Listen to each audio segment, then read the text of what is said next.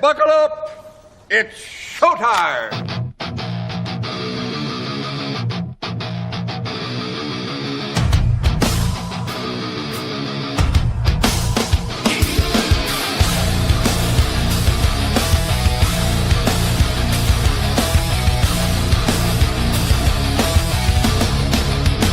You gave me your loving,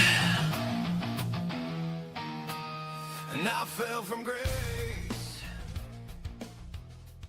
And what's up, everybody? We are live, Copperhead Road Podcast on Rumble, live on Rumble, always live on Rumble.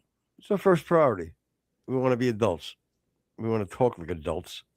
Even if I want to say fucking goo goo gaga, I want to be like goo goo gaga murder, death. I can say that. I don't want to say fucking goo goo gaga unalive. It's schmurder. I feel like a fool. I do enough things on my own to make a fool of myself. I don't need these words to make me look any more foolish than I already am. I don't know if that came out the way I wanted it to. Anyway, I'm your boy Footer. That's my man Rex. Got Jem behind the glass. And we're ready to rock and roll. What's up, Rexy? Maybe you'll talk more than 4 sentences this show. Yeah, I might be able to get a word in edgewise. We'll see how it goes.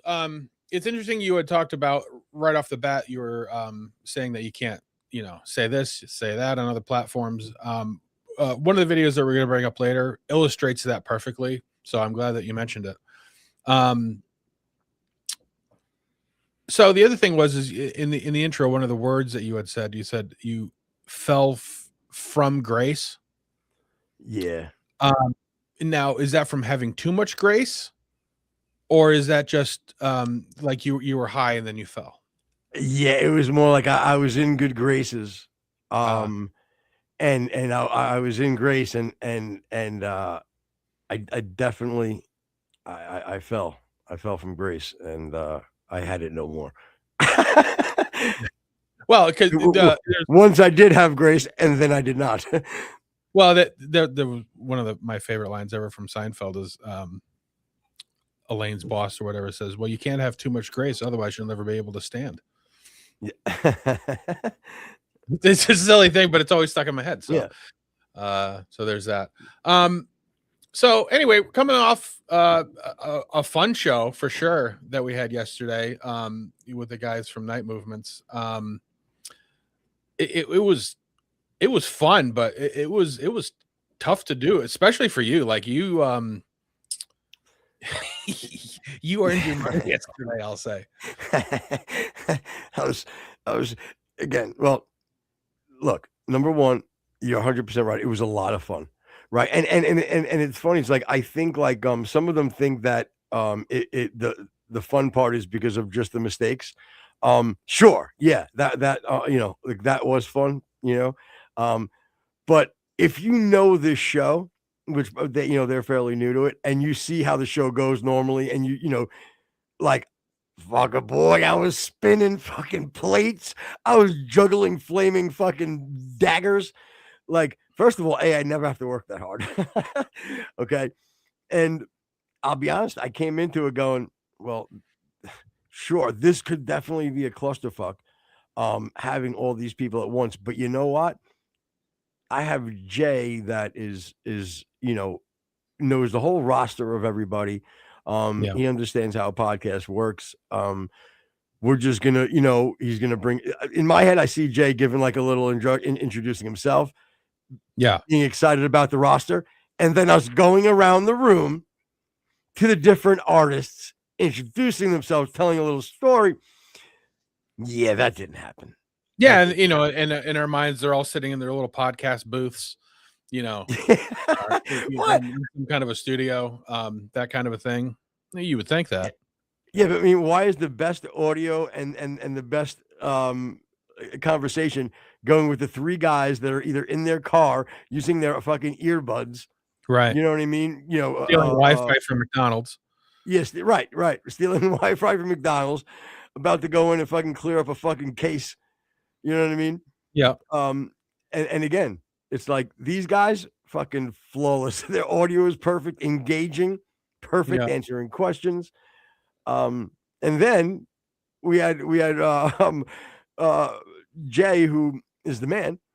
And guys probably got $100,000 worth of equipment in the studio, and he popped on a fucking an ear set, fucking like he was about to fucking get into a fucking GTA session. Yeah, and I'm like, again, there's zero anger, wasn't disappointed, seriously, like, and you know me, I would tell you. Did I say anything like negative like after the show? Like, no, not at all. Everything that I'm telling you is exactly what it was. I said to him, I said to Rex, after the show, I'm like, he knows me. And as crazy as it sounds, as long as it's on the air, nothing makes me happier than the uncomfortability and the do you guys realize like nobody like me going in my head, I'm going, does anybody realize how significantly how hard what I'm trying to do here? Does anybody know what I'm trying to do here? And it was funny, like I said to Ronnie earlier, when I was talking to him, he was so apologetic. I'm like, Ron, don't even be silly. Don't apologize. Because the thing with him is he couldn't hear, obviously. That's why he was just busting in out of nowhere. Again, it was just a perfect. I said, like, you remember I said to you, or if I texted to you, I was like, it was almost like a Saturday Night Live bit. Yes. Like, if there was cameras watching, like, me, and like there's the backstory of me, how I prepare for shows, how, again, I'm not going to pretend to say that. I mean, yes, we do production, meaning Rex and Jen, and like it takes time for them to do certain things or whatever. But my point is, like, we're not really we're very loose on what how we flow, what we really talk about veers off, as you see. By no means is this a focused, tied up in a nice bow type of podcast. By no means. Never will be, never was. With that being said, you know what I mean? It's a very controlled chaos.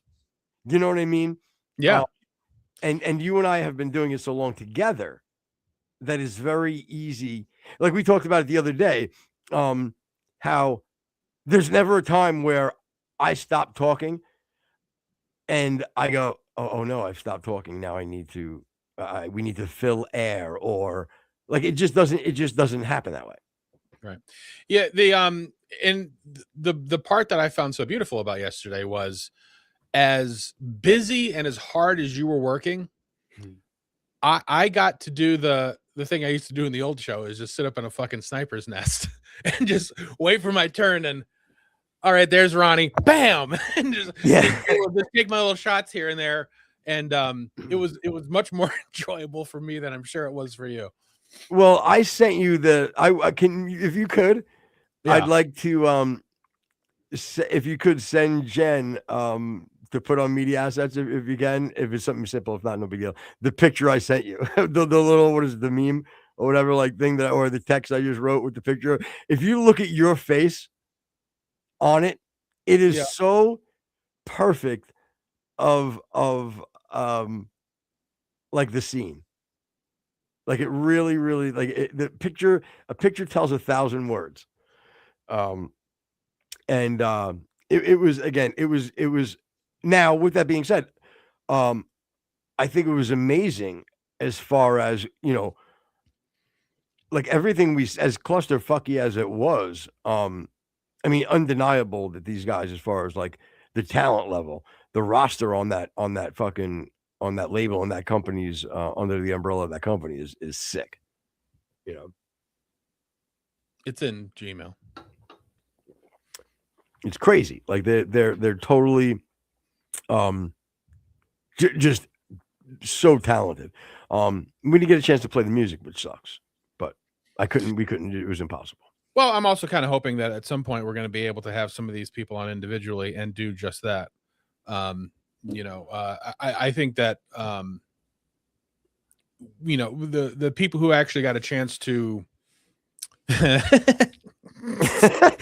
you see? You just noticed your face, like, yeah, like, is that not the perfect, Like that needs to be like, that would be great for like in the in some sort of a thumbnail somewhere. You know what I mean? Yeah, for sure. Like if you just look at the joy, the truth, like that's legit like happiness on your face. I've seen it occasionally. Yeah. You know, like that you were enjoying the amount of work that I had to do to even keep going.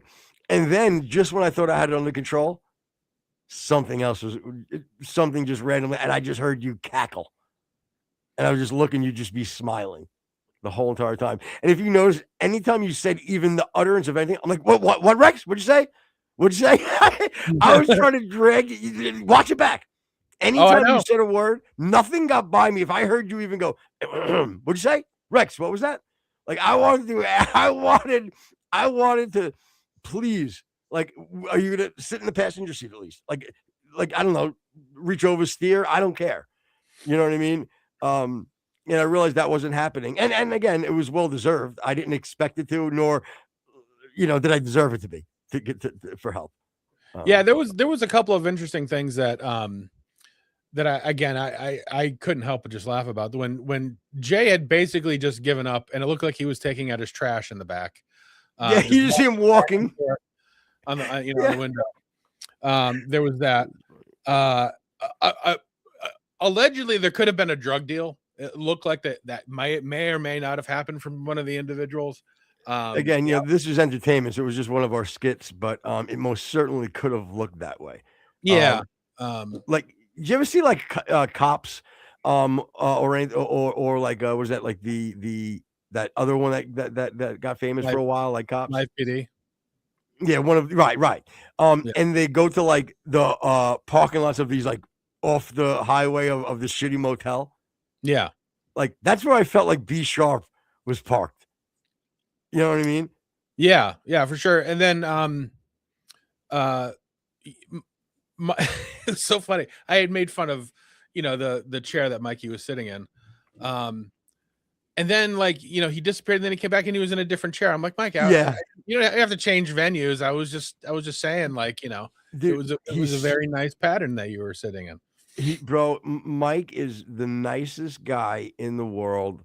Again, and truly so talented, but he's so nice. But he is like it would get in his head. He'd be like he wouldn't be mad at you for saying it. He gets you joking around, but like he's that way. He's like, oh, well, I'll just fucking fix it and get in a better chair. Like, you know what I mean? Yeah. Like, again, where me, I lean into that chair. I throw an Afghan over. I'll do it. You know what I mean? Yeah. But he's again, this is a different world. For those guys, they're not used to doing this type of thing here. But all in all, I certainly enjoyed it. I'm hoping to have a lot of them back on. They all seem like good folks, and so anyway, hopefully we'll have them back on, maybe on a smaller stage. I don't think that that doc is all that far away from me, so maybe we can even have him come up to the studio, because that would be cool. Yeah, for sure. I reached out to him actually, I think, about coming on, and he sometime in April, and he said he'd be down for that. Yeah. I'm trying to find us live right now. Oh, there it is.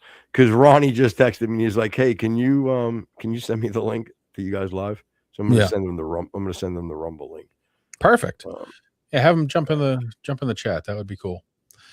Yeah. So we were talking about putting a show together today, and for better or worse, you and Jen super duper want me to watch Candace, and I absolutely refuse. For the better or worse for the show, I just don't think it's good for my conscience. So and Jen and I also made a decision that we care more about the show being entertaining than your mental health. Or my eternal soul. I appreciate that from somebody who's a God-fearing Christian. Yeah. Well, again, sometimes you got to take one for the team. What do you think? Jesus died on the cross, and I'm sure there could have been different ways for him to work this out, but you know what? Yeah. Neither one of our Jesus, especially you. So that's probably not a good comparison, I would say. But anyway, I sort of mitigated, and we looked into some other sort of satellites of Candace, we'll say, people who have either commented on Candace, been on her side, and I found them almost as equally as irritating. So I did end up working myself into an anger. So you guys win again. I'm Yes. mad. So yes. And again, by the way, next week we're doing another Candace show, and it's going to be. I got something in my back pocket. It's going to be big. It's going to be big. So that's what you tell all the girls. And they go, you know what, sir? You're 100% right. Good night, everybody. All right, sorry. So, you know that's the new thing right now that I love is when I do it, and you just go, you put your hand up like you're okay. Well, I guess we're out of here. But you know what? And again, not for nothing. Stupid P-Rock used to do the same thing when I used to do the bit. You know what I mean? Mm-hmm. And he take his headphones off. Again, I love you guys. You know how to make me laugh. Yeah. So, and I know you probably more than me, but the hot and cold with our first individual seems to be almost engineered. For those of you who don't know, there's a guy on YouTube named Valhalla VFT, I think is his channel. Military guy, I think special forces. And he runs some kind of a firearms company, I believe. Now there have been a lot of episodes where I have watched, and I know Footer has watched, where there's a lot of agreement with what he's saying, especially if it has to do with military stuff. But it does seem to be that, and you pointed it out this morning, and you'll probably say it better than me, but that he does have a tendency to lean into what will, not necessarily what he believes, but what will probably gain him more eyes. Wouldn't you agree? Bro, I am so disappointed in him, man. I am so fucking disappointed in that Valhalla, bro. I'll tell you why, because I've been watching him from the beginning, and I admit I found him from that vet bro community, right? Yeah. But I had so much respect for the guy, and in my head, like I know, like, and he was affiliated a little bit with a bunch of guys that I love, that is still that I still love. But let me tell you something, yo, Valhalla. And I get it. You can beat me up, and you're smarter than me, and you're in the military. I get it. I get it. With that being said, you're a clout chasing fool. You really are. Oh, don't get me wrong. I know you're bigger than me. I'm only 5'9". I know. You're 6'3" and 240 because you say it all the time. You're jacked.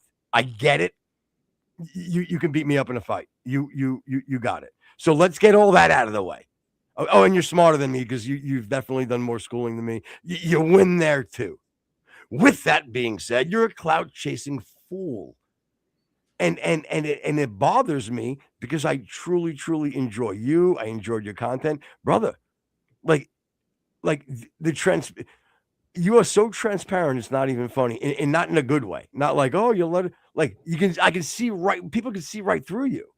Like you do nothing but try. I don't believe that. Listen, come out and say, yo, Footer, this is a business. You need to understand that as well. And I go, you know what? You're 100% right. And I take it as that, and we move on. But I don't want to have this. Like, I can't really believe in my heart that you feel the way you feel, because you sound like a fucking lib. And I know that you're not. And I certainly appreciate people who take care of themselves. What is that? Oh, is it Valhalla where Vikings go when they die? Yes, that and that's his whole shtick. Yeah. And you had sort of mentioned that I appreciate people who are tough guys, work out, big guys, whatever. But like, they do realize that there's no like real world application for this, right? Like, I lift weights. I'm certainly nowhere near where he is at. I don't think anybody would argue, but like, yeah, you're going to go to jail because I don't agree with you, and you're going to hit me in the face. Like his whole fucking intro is, lifting fucking medicine balls and doing pull-ups, and that's fine, I guess, but maybe it's Pi Day. Will there be any 3.1? Are we talking 3.14? Yeah. Oh. Okay. I don't believe that. I don't think there's anything in the show notes regarding pie. Well, anybody's got any good pie content? Yeah. You know what I mean? Yeah, give us a ring. Yeah, you got to go to StreamYard.com/JNNIMUJ5D9. Now, that being said, if there's any opportunity to go viral, probably Valhalla will mention pie, I would say. Perfect example. You know what I mean? And like, and he'll again, and he listen. He does a lot of satire as well. He almost did like at one point he was doing like Crowderish type bits. Oh yeah. Or I know he really wants to do that because he loves that. He thinks he's hysterical. So, but I think he saw where his bread was buttered, if I may be so bold. Sure. and really just leans into this shit. And rather than, and this is the thing too, he leans into shit that I think he purposely does just to go against the grain. Like, you know what I mean? I think he doesn't want to fall into a certain stereotype of vet bros. So he thinks he has to lean in the other way. I can't truly believe that he feels that way. Or he's got a girl that is very influential in how he should be doing things. Yeah, I mean, like even the most recent things is he, super excited that Kristi Noem was leaving because she's, MAGA Barbie, but also hates the stolen valor elf guy that's taking her place, and like he'll make fun of Trump, and then he'll make fun of Lindsey Graham, and then he like okay, so who do you like other than Candace? Like, is there anybody like that is doing good for the country, or is that just not something that's gonna put eyes on you? Is that the issue? And I think the first video that we're going to bring up of him sort of illustrates that pretty well.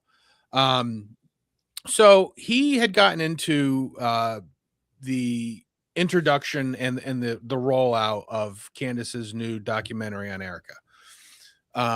And his insinuation, and I think it's been pretty well put out there, is that a bunch of right side influencers were sort of collectively talking to each other behind the scenes and trying to go out and parrot sort of the same lines over and over again regarding how evil and demonic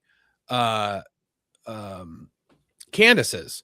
And he produces some receipts of one guy coming out, I don't know who the guy is, but saying that he was approached behind the scenes and somebody's going to pay him to badmouth Candace's new documentary. And then now, let me pause there because I want you to continue on with this. But the thing that gets me is who sent that email?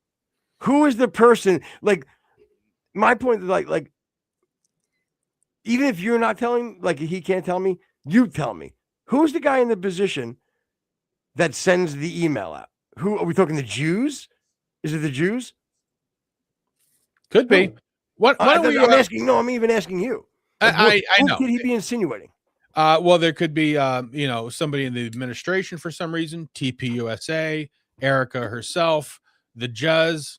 I don't know if he actually. Matter of fact, I know he doesn't. He doesn't actually pinpoint anybody in particular. It's just the powers that be. It's the same. It's kind of, guys. I mean, come on, guys. Guys. Guys. I have the text right here, guys. I mean, come on, guys. Go sped, everybody. We get it. Seems a little weird, doesn't it?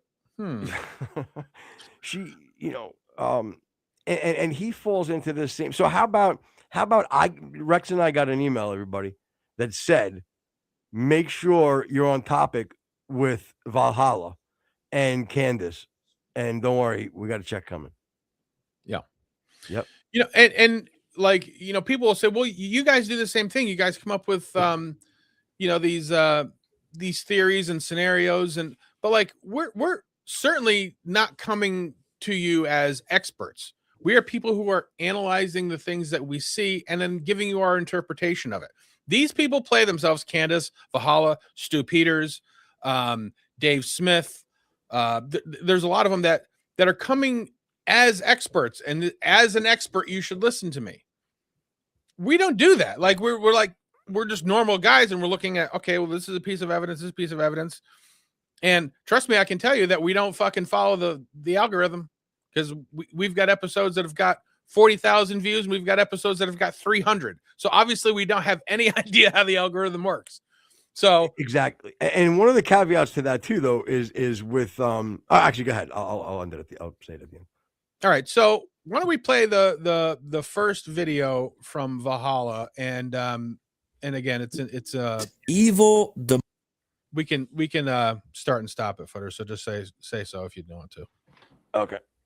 Demonic scum. That phrasing just seems to be really popular right now. Let's take a look at this. So here you go. Look at all these MAGA influencer tweets, all on the same day. We got, I'm convinced Candace Owens is a demon. Just so you know, Candace Owens is pure evil. She's a demon, straight from the bowels of hell. Candace is a demon. Candace Owens is a demon from the pit of hell. I'm not so sure if Candace Owens is merely a demon. Candace Owens is a genuine demon. What Candace Owens is doing is the most wicked and satanic thing to ever come from the right. Whether you are a Candace fan or not, this is evil. Evil, demonic, scum. Yes, maybe all of the... Yeah. Do you have any idea why they would be using that and maybe saying those things? Is because what she's doing is evil and satanic and demon-like. That's why they're saying it, you fucking dude. I mean, I'm like, yeah, he is pretty big. But yeah, my good man. But I mean, like this is the worst argument to kind of try to find, like, or to use to say, look, it's all like a big convoluted thing, bro. That is the most insane thing. People are saying it. Okay, brother, even one of our thumbnails, how long ago did we write evil or dumb or whatever? You know my point? We have been saying this for so long. And again, we're nobody. Our opinions aren't significant to pop culture. And we're saying these things. I don't think any of those people, and like we didn't hear it from anybody. We genuinely felt that way. Yeah, that was our early. First take into the whole thing was, okay, this feels demonic, this feels evil, and or postpartum, I think was one of the ones we threw in there. Well, I'm talking about specifically when the trailer for the new documentary came out. That's exactly how I felt. Was this feels demonic? Can we just also notice something that I'm just absolutely enjoying right now? On our screen, Jazz Hands Valhalla. Yeah, and he would love it because he used to be like a male cheerleader too, and like he embraces the whole like that's my point with him. It's almost like, yeah, okay, make fun of me, but I can kick your ass. I know, we know, and that's like his whole thing. He'll always be like, I got this guy, he's 5'10", one of those short kings. You know what I mean? He's out there, wanting to talk shit, brother. Do you understand that my arm length is longer? Yeah, you got long arms. Like we get it. We're talking about your opinion. You sound like a fool. And with all your military expertise, all of your strategic expertise, the schooling that you have in and out of the military, the position of logistics that you were in when you were in special forces, all of these things took a great deal of intelligence. And I'm saying that you yourself, sir, are falling prey to this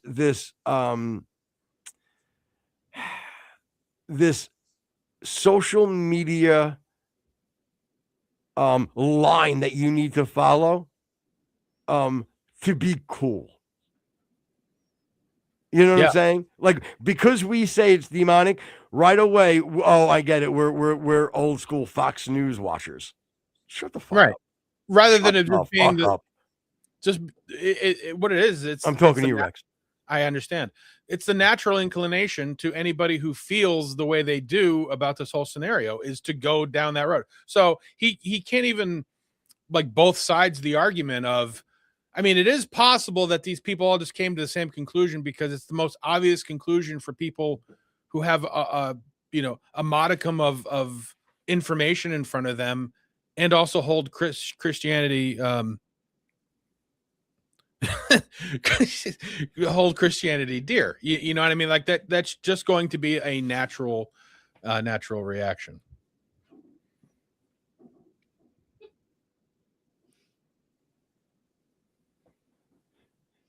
Press play.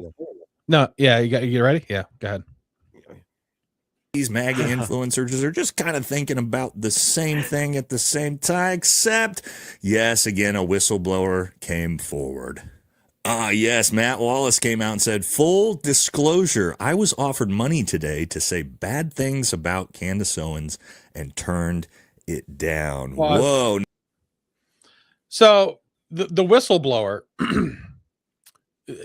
obviously has some credibility, said that he was offered money, doesn't say who it's from, to say bad things about Candace, and like he's hanging his hat on this.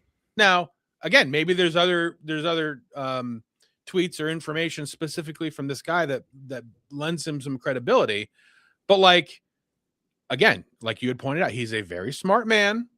He's been in intelligence. He's looked at a lot of this. I have a hard time believing that he looks at this and just says, this is obviously where this is going. This is obviously legitimate. It's a Candace fucking fact point that she would use. She would go, well, look, everybody, why would they write this if it wasn't real? That's why I have to believe that this is just clout. Just kind of, you know what I mean? I have to believe it because again, it's almost too elementary. You know what I mean? Right. All right, go ahead.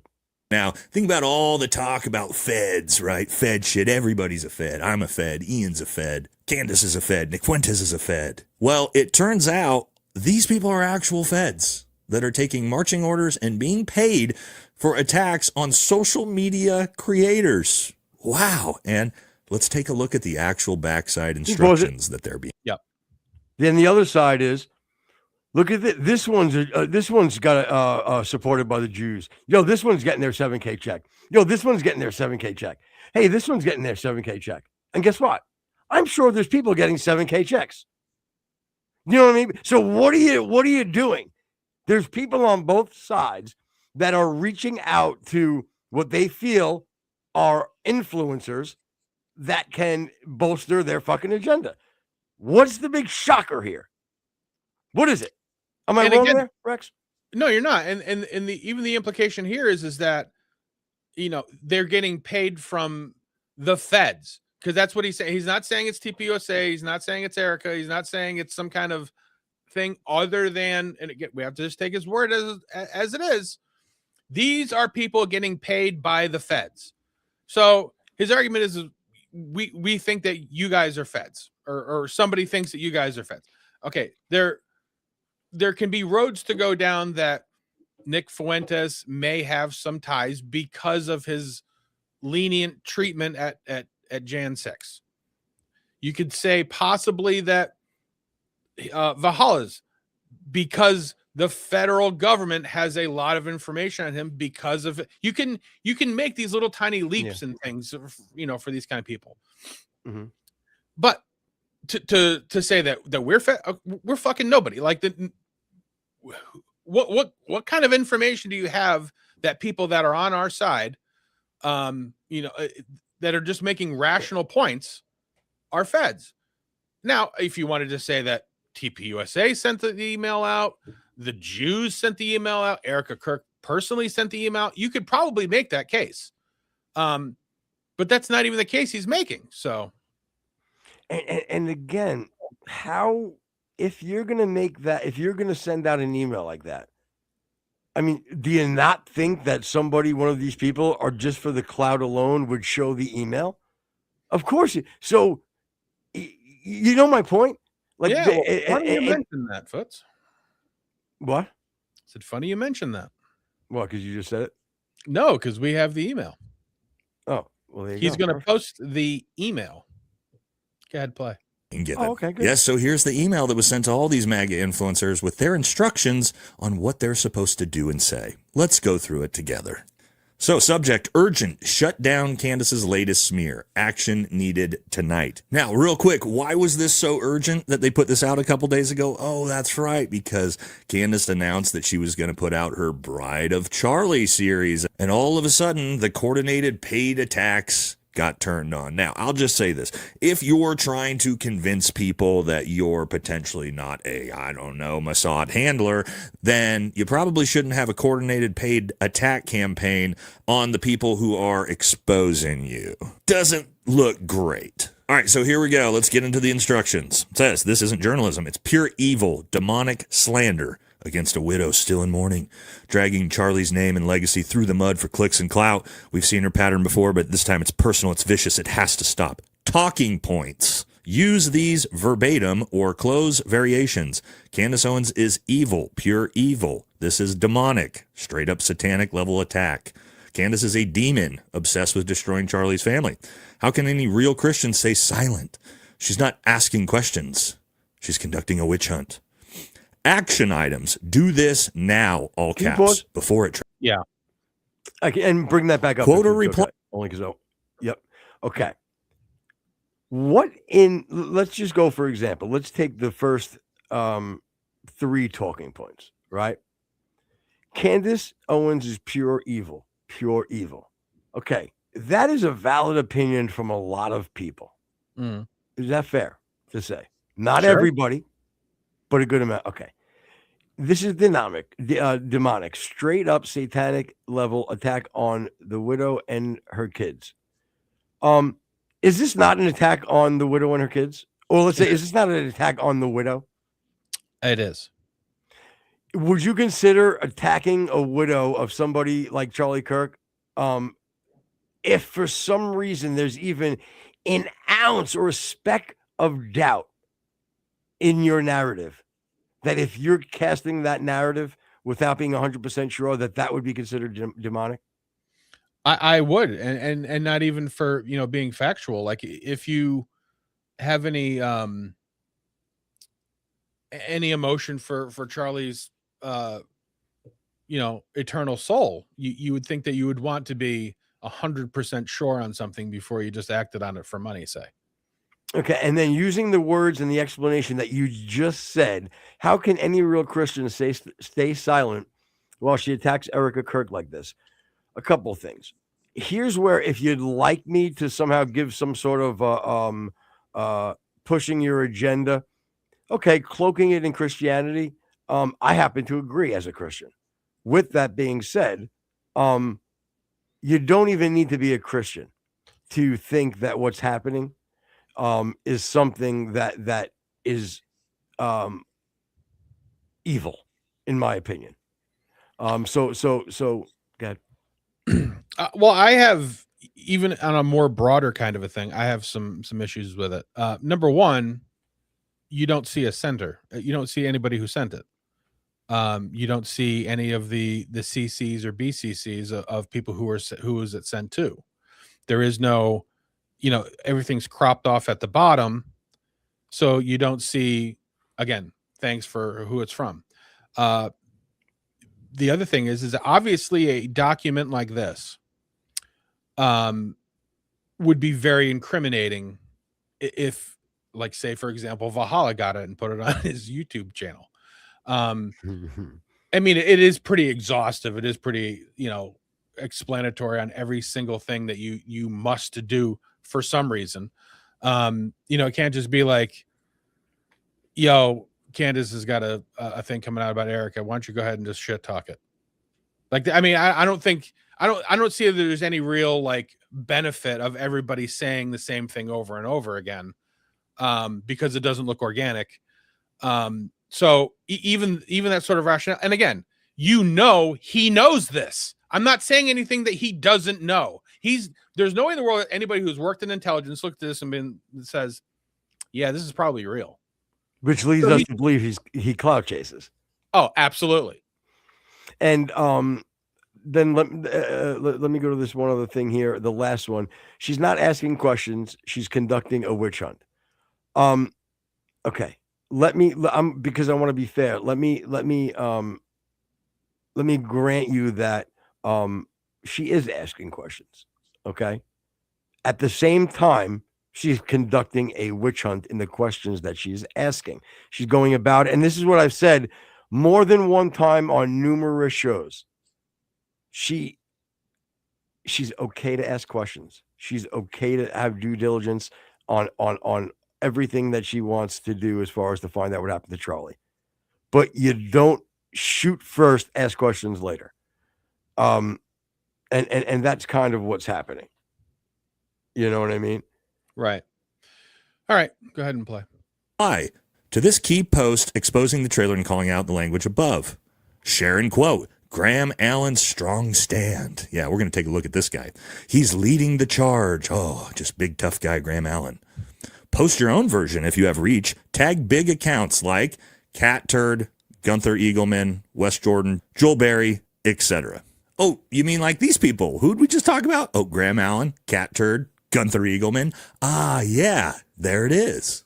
And then the big one, flood the replies under any Candace defending or neutral post with demonic evil framing. Make it impossible to ignore. This coordinated Go ahead and play it a little bit more. push worked against her before. It can bury this trailer before episode 1 even drops. All right. Is there anybody out there who honestly thinks that calling more attention to this and speaking out against it is actually going to lessen the views of this documentary? Does anybody think that? And here's another point, Rex. Does anybody understand that if for some reason this was sent out to a bunch of influencers, it could have been a whack job Charlie Kirk fanatic that did this. And I can make up an email and get the email addresses to all the influencers and send it out to them, right? Yeah, you could just type it up and not even send it out. And the key is I need to know who this is coming from. Who's it coming from? And then do me a favor and explain to me how they're tied in. Like what's I know their agenda, obviously, but tell me, how does it benefit the person that first of all, who is it and how does it benefit them specifically? Right. Oh, God. Ah, there it is. This is what they're so concerned about.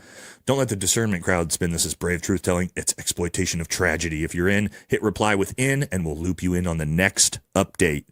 For Charlie, for Erica, for the kids, for what's left of decency on our side. Stay strong. See you, team.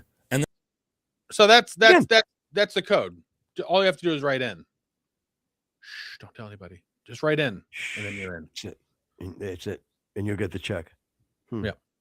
Amazing. And again, even think like you I guess you point, yeah, what your point was, and you pointed it out, like it could have been so much more simple. The hyperbolic language is too over the top. Right. And again, he's reading it dramatic as well, but my point is it's just too much. But the same people who will say like this is obviously genuine will also say the text messages from Tyler Robinson to his girlfriend were wet. That was fed slop.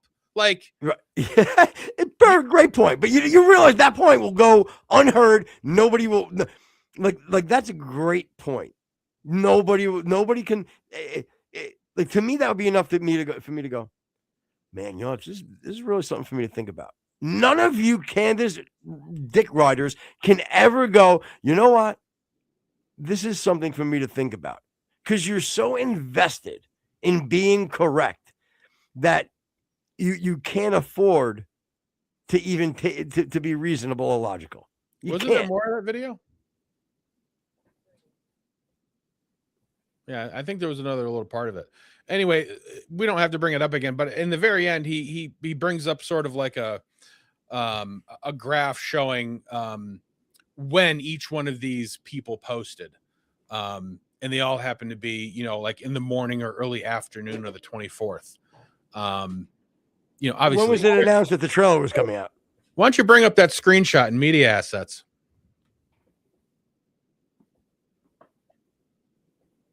Well. Now, is it possible that just out of nowhere, like you felt one way? And remember, let's say there was 50,000 of X posts that all had that similar tone.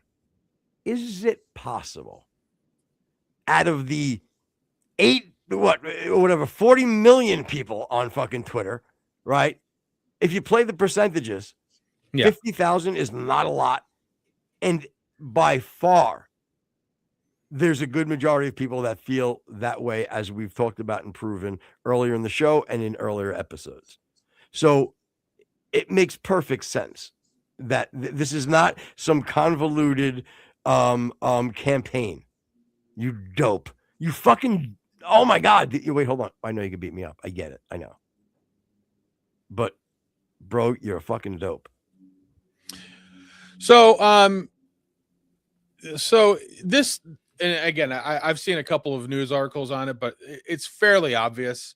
This whole thing has been debunked as an actual piece of an actual verifiable email. Number one, again, people can look at it on its face. There's no sender, there's no receiver, there's no sort of information that shows where it would come from. And if you were going to capture this, it would make sense to do that. The metadata, I guess, is also, matter of fact, if you want to bring up that screen recording, it's a little lengthy, so we're not going to read the whole thing, but this shows some of the information, which again is too small for me to read. But if you guys want to just go ahead and play it. If you want to stop and start this video, this goes through the entire reason on why it's not valid. Again, most of it's metadata, the fact that there is no sender, there's no receiver, the language in it is very hackneyed and chopped. It's obviously not real. Valhalla knows it's not real, but he knows that the people watching his show aren't going to actually do the digging and actually find out that it's all fucking what I'm going to call yak slop. And the thing is too, it comes down to that this is a two-parter for us. This is one, how the whole fucking idea of the smear campaign is something valid. And the second part is how Valhalla is a fucking clout chaser. So it's really a two-parter. All right. So the next video we got from Valhalla, a couple of episodes ago, we had talked about that Brian McGinnis, the fellow who interrupted the Senate hearing with a protest. Remember that? Oh yeah, I remember it. It really annoyed me, that fucking guy. Yeah. Well, here's Valhalla's take on the whole thing. Former Marine combat veteran who was thrown out of a congressional hearing extremely violently, having his arm broken in the process because he had the audacity to protest the war in Iran that nobody wants. And what's the most... Now, obviously, I think we can all agree that everybody has a right to protest. And I think if you obviously served, you probably even have more of a right to protest, especially with something like this when it's a military overseas. He's in a fucking Senate hearing. That's not. Yes, you have the right to do that. You don't get to bust into a fucking Senate hearing wearing your blues and start ranting like a fucking lunatic. Go ahead and play. Amazing part of the story. Yes, we finally yesterday got rid of that piece of shit Dan Crenshaw, getting those scumbag Navy SEALs out of office, and another one shows up to take his place because another former Navy SEAL congressman is in hot water now for jumping into the altercation to help Capitol Police and ended up breaking this Marine's arm. And the best part about this story is I actually have friends that worked with old Sheehy when he was a SEAL, and they've provided us some clips of what a piece of shit this guy actually is. Shocker. So let's jump into it. Don't forget to like, comment, subscribe. Helps. Yep. Okay. Here's something else. I think the common denominator between Shea and Crenshaw, yeah, right, that they're assholes. They're just assholes. They're just not cool people. They're just dicks. Here's the bigger common denominator. They're in politics. You see what I'm saying? Like, Right. what? Again, nothing groundbreaking when you tell me that your friends are going to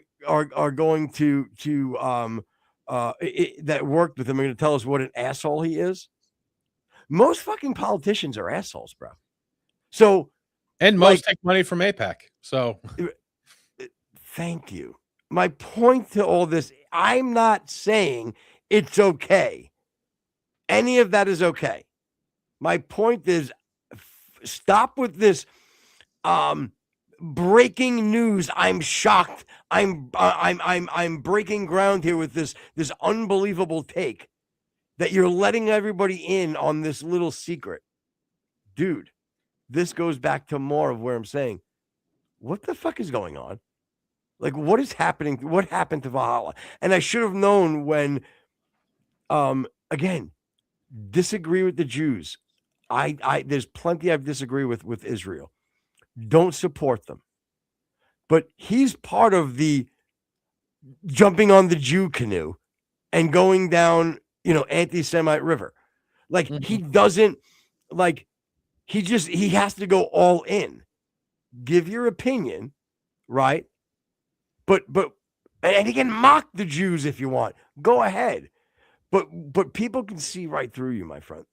People can see right through you. And my thing, like, with politicians more largely, is that I don't know why people get hung up on their personality or who they are, or things, whatever. And like, even with this fight down in Texas with John Cornyn and Ken Paxton. Personally, I like Ken Paxton. He seems to be probably more aligned with how I think. But politicians are tools. All we need them to do is vote the right way. Dan Crenshaw is a tool bag. I don't know a lot about Tim Sheehy. John Cornyn is a tool bag. You know what they also do? They also vote the right way most of the time. So I don't give a fuck who these people are when they walk outside of the chamber. It doesn't affect me at all. All I need them to do is to vote the right way. And when you get into these kind of like, Trump's an asshole and Pete Hegseth is a tool and this guy's a fag and this, like, whatever, even with fucking stupid Lindsey Graham, like, he's an asshole, but he also votes the right way. And that's all I really fucking care about. But that was the point. Like, did you hear what Rex said, everybody? Like, we know he's an asshole. We've already accepted that all of these politicians are assholes. They're politicians. It's what they do. It's part of the game. So you need to take that into consideration, because that's the ones that are running and that we put into the office. And we have to hope that they vote, like Rex said, in the way that we prefer. Our as a constituent, we prefer that they represent us. Right. And maybe they won't. And the fact is that, not every district is the same. Not every state's the same. So the people who run in these specific situations sometimes have to tailor their message to their constituency differently, maybe against our values, in order to get elected. And then when elected, they do whatever we want them to do. The opposite is somebody like Thomas Massey. I could hang out with Thomas Massey. I think he's a cool guy. I think the life that he runs is awesome. But he's a shitbag in the fucking Congress because he doesn't vote the way we want him to. So, people would be like, yeah, Thomas Massey's great because he's principled. Da, da, da. Who gives a flying fuck if he's not voting the way I want him to? Again, in the grand scheme of things, yes. Because again, and that goes for anybody as a politician that you hate. You know what I mean? You're not hanging out with them. You know what I'm saying? So I can't stand fucking Schumer, right? Mm-hmm. But it has nothing to do with whether I think he's a dick or not. Like, if we hung out, if I get along with him, I'm not saying I would, but I never thought that my dislike for him had nothing to do with that. You know what I'm saying? Now, if we talked about it, sure, I could probably beat him up on who he is as a person and as a douche. But my point was, that's not why I dislike him. I dislike him because he disrupts a lot of the things that I want to get done. Yeah, and I don't like who Donald Trump is as a person. Like, he's he's Donald Great Trump. Example. There's nothing about him on a personal level that I could ever relate to. Nothing. But he does a lot of the things that I want him to do. And even when he does this stuff like in Iran, where I'm like, it doesn't really make a lot of sense to me, I'm not privy to his information. And usually in the past, he's actually eventually ended up on the right side. So I'm going to give him a little bit of grace. But that's not going to go ahead. No, and another thing that I always like, I thought about this a few times. Like, let's say, for example, Mitch McConnell or something, like 2 years ago, right, or something, and you go, I can't stand Mitch McConnell. Guess what? Don't worry, because he's so old, he's going to be dead soon. Like, and as much as, I don't want anybody to die or whatever, and like I don't want to wish the president any ill will or anything of that nature, I'm saying, but he's an older gentleman. Pretty soon, he's going to be in like, when you're still caring about things, he's going to be way out and gone out of the picture. You know what I mean? So like, don't try not to aggravate yourself over it. You know what I mean? Type of deal. Like, because it is what it is right now. Like, he is where he is. You don't agree. That's fine. But the good thing is he's not 42 and has a lifetime of politics ahead of him. Does that make sense? Absolutely. So as far as like meaning getting yourself nuts over Trump specifically, it's over. It's over. Yep. Like, you got a little bit more time to deal with, and you never have to worry about him again. And even like, bigger personalities like Matt Gaetz, MTG, like, yeah, like a lot of their stuff outside of the chamber, they're not people you would like as a person, but they vote the right way. That's what they're there for. Hammers are ugly, but they fucking work when you're hitting a nail. That's what you use them for. It's a tool. All right, you can go ahead and play the channel. Follow us on all our new social media platforms. And let's talk about this. Now, I'm probably not going to be able to show the actual altercation videos because YouTube loves to shut down anything that's. This is exactly what we're talking about early on when I had said this video is going to actually illustrate why we're on Rumble. This is why. Got violence in it, especially if it's protesting against this current conflict. But I'm sure you guys have seen it. We'll use some still frames. We'll talk about it a little bit. So this is the main clip that went viral. I'm not going to play it with sound because that'll automatically flag the algorithm. As you can see right here, this is Senator Sheehy who decides to step in. And here's the moment you can see his arm is caught in this door and his arm is snapped in half, literally. And second clip here, you can see can you pause it? Yeah. Jen? He just said, and you can see here that his arm is snapped off, literally. I know. Look at the degree in the back, so I know you are smart. But do you know what literally means? Like, that would mean literally his arm is snapped off. And it's not. His limb is still there. And sure, semantics. Am I busting your balls? Yeah. But my bigger point to all this is to point out the hyperbolic nature that you're going about this, and you're actually feeding into so much horseshit that people put out there, and you're just is that the right word? Capitulating, yeah. Capitulating the entire thing. And you're better than that. You're bigger than that. You don't need to use hyperbolic language. With that being said, now again, you say to me, yo, Footsie Bear, I am trying to do a fucking show. And this is, I mean, what do you want from me, dude? I'd go, all right, fair enough, man. Fair enough. But if you're trying to genuinely, like, show me how you really believe that his arm was snapped off and the approach that you're taking is genuine. I'm not saying you don't feel this way, but it's I think you're coming off a little bit stronger than I really think you feel. And again, you want to just say it's because I need to create content and make it entertaining. I can accept that. And you're also not pointing out that the fact that the guy broke his arm is his fault. Like you're implying that Yeah, that's true. Tim Sheehy like fucking did the old break over the knee fucking arm like he was hacksaw Jim Duggan. Like the moron stuck his arm in a fucking door and got shoved out. Like again, I understand that you feel the bads for him, but like it's not this faggot fucking seal that you fucking think is yeah, big tough guy seal had to come in and take him down. No, I think it was like, oh wow, this is kind of what I do. Let me go in there and give these guys a hand. right. You know what I mean? I think Valhalla, I think if you were there, I would have to believe that you're going to do something similar. Am I wrong? Be honest. If he was there, okay, this is a great question. And I want Valhalla to be able to answer this clear. If you were there, what would your reaction have been? Would you stood up and applauded, knowing the way you feel? Remember, you're in front of a Congress hearing. How would you have reacted, Valhalla? Done nothing?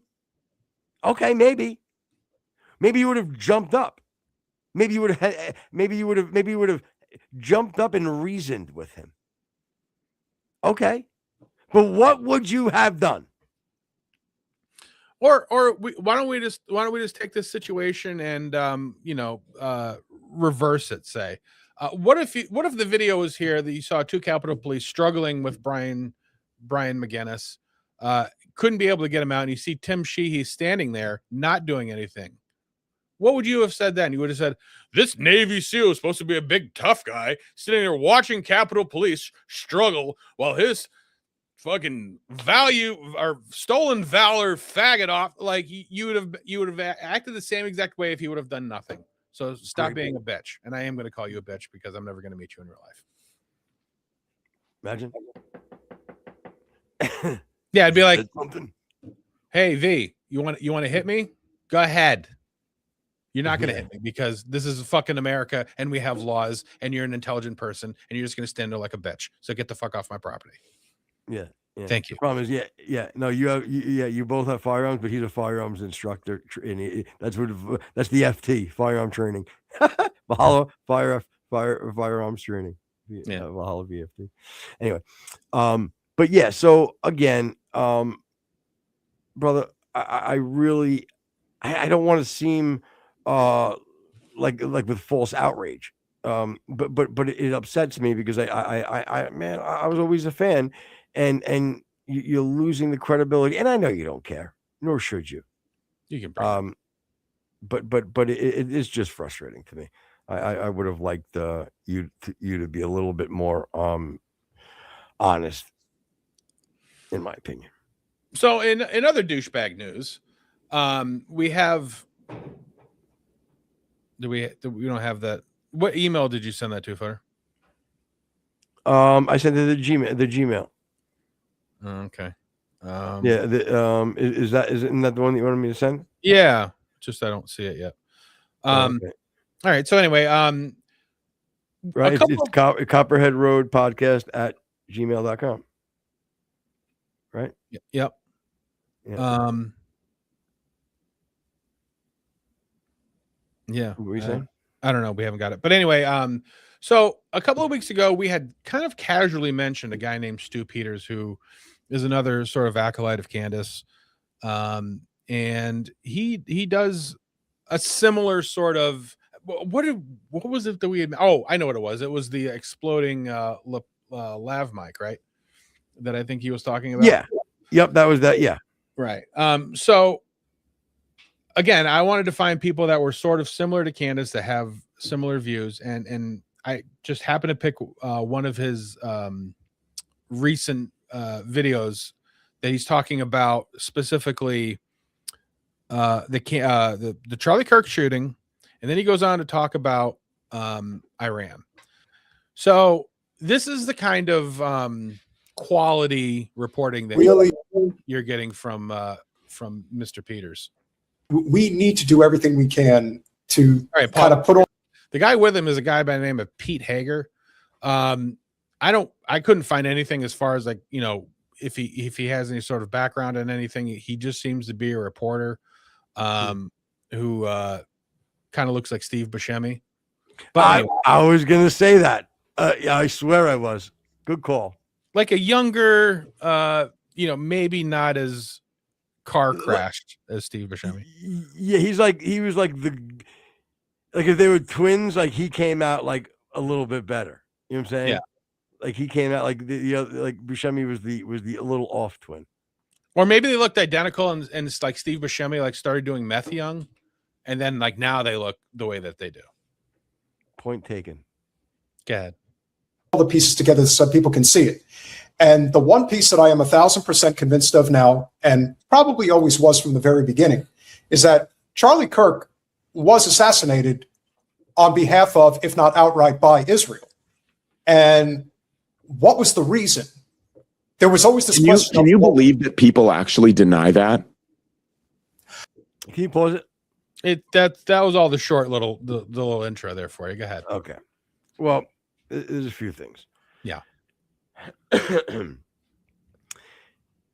If somebody is blindly just denying that it could no way Israel could have nothing to do with this, I can see where maybe you might have a point and go, you know what, that's pretty outrageous to not, after everything that's been going on and at least all of the circumstantial evidence that could point to something like that, valid or not, it's definitely in the realm of possibility. So to absolutely deny it outright would be kind of tough, right? Especially at this stage in where we are with the case. Absolutely. We haven't seen the trial. We don't know what evidence is out there. And I've said all along, if they wanted to run the Israel did it through Tyler Robinson, I'd be totally open to hear that argument. Right. Probably 1,000% sure. Not so sure. And now let me give you the other case. Let's say you were going to come and tell me that, listen, I have a lot of the circumstantial evidence that's being presented. I have looked at it. I've reasonably and logically looked at everything else. Maybe some parallels of when Israel is involved in killing people, how they go about doing it. Are they good at it? Are they not good at it? Just whatever, just little things. Plus, I mean, probably 100 other things, right? And you look at all that, and you're going to tell me that they definitely did it. Again, same way as Valhalla, you sound foolish because, again, just as valid as any of your reasoning is, I think this is a valid thing as well. By me saying to you, why didn't they just poison him? Why didn't they use any other way of taking Charlie out? It's not like, well, Charlie's never around the Jews. What? Yeah, no. He has close meetings and things with the, that's what this whole thing was about. Remember, he was gonna he was going to come out against the Israel, and that's why they killed him. So they did a sloppy assassination job. And I don't mean, and again, maybe you go, oh, no, Footer. It's quite the opposite. They did it this way specifically to cause so much array and disarray and craziness. So we really don't, everything's too muddied for us to, for the real evidence to come out. Like, this is part of the plan, Footer. We didn't do it nice and clean because we wanted you to go, oh, well, the Jews wouldn't do it this sloppy. Yeah. Like, you'd have to believe genius. That. It's genius. It's Jew genius. Oh, what? Oh, you think they're geniuses? Typical. See? You see? Like, everybody that hates them thinks that would have to believe how genius they are. Right. Because they've they did it so sloppy and casted so much doubt. And then also taking into account, so all the Jews, all the heat that the Jews have been taking over October 7th, they thought this was the best time. This would be a great way to make this benefit us in some way. Right. Rather than just, again, perhaps, changing Charlie's mind and focusing him in a positive light. That probably would have been too hard. And begging to him, hey, listen, we get it. You're frustrated that anytime anybody says anything that's not perfectly aligned with Israel, that they're being called anti-Semites. Listen, we're going to try to change that message. Okay. But listen, you're the most important right now. So what can we do to make, and I'm sure they could have worked something out with Charlie. Maybe using the right language, the right tone. You know what I'm saying? But using him to maybe help clean up everything. And the fact is that, Charlie was, pretty open to Israel, especially as far as people on our side that actually have a voice. He would not be the one that I would say definitely needs to go, because he was pretty moderate when it came to Israel. So, all right. So the next clip that we got with Mr. Peters is him and his sidekick there talking about how they think a war with Iran would go. I'm going to pause it there because I'm sure, like me, you have either people that you know personally that either fought in the Iraq War, or you even know people that died. Absolutely. And I know both. And if they think they have any clue what they're getting themselves into, this will be Iraq times 10. This will be worse than Normandy, worse than the beach scenes. This will be worse than Vietnam. I don't know if you've been over this on your show or not, but Iran, to try to get in there, boots on the ground, first of all, you're not going by water. Iran has the waterways locked down. The Strait of Hormuz is closed. You're sitting ducks out there. How about the mountains? Come in. Yeah, the mountains. If you try to airdrop in there. How about the mountains? How about the mountains? And what about the churches? There's a lot of waves. Hey, you fucking dope. Stop it. You over fucking enthusiastic shit fuck. Listen to me about this though. Are either one of them military? No. Then shut up, because I have a military guy that comes on my show that clearly disagrees with you. Yeah, and that's sort of my point. It'll be 10 times worse than Normandy. Pardon me. What was that you said? They got the waterways all locked down. I think you said that, right? With what? With what? The Navy? Oh, they don't have a Navy. With what? The Air Force? Oh, they don't have an Air Force either. Again, we're not coming from a place of expertise. We're looking at the actual evidence that we have in front of us. It's called a map. And every other country around Iran, besides Lebanon, which even that's just I believe South Lebanon, I believe. But otherwise, like that like everybody else is not happy with Iran at this point. Like, I have a strong feeling that the U.S. and Israel are going to be flying through airspace anywhere they want around the region. And if they do fly, maybe they can get over the mountains, and then they can use the ships to go over the water. Yeah, I mean, ridiculous. Go ahead. I'm so do you glad remember I how we fared? You got it. In Afghanistan in the mountains, going in and out of caves, trying to find Osama bin Laden. Heavy air quotes here. Our people were wasted. I mean, we lost so many thousands of lives just by trudging through the mountains looking for the boogeyman. Whether or not we actually were or not looking for this guy, I don't know, but that's what the troops were told. And then you have the desert of Iran. Well, we know that human life and weapons and equipment and machinery don't fare very well for extended periods of time under those desert-like conditions. And so, I mean, I remember the Iraq War. My family members were sending troops that we know condoms, and it wasn't because they were having sex. It was to put them over the barrels of their firearms to keep the sand from going in there, because so many misfires were happening on the battlefield that these, Marines and that these soldiers were being killed because their weapons. Go ahead. Listen, and I want to first and foremost apologize if I am wrong. I stand corrected, because this is not going to come from any source or anything more than a little bit of logic and common sense. Yeah.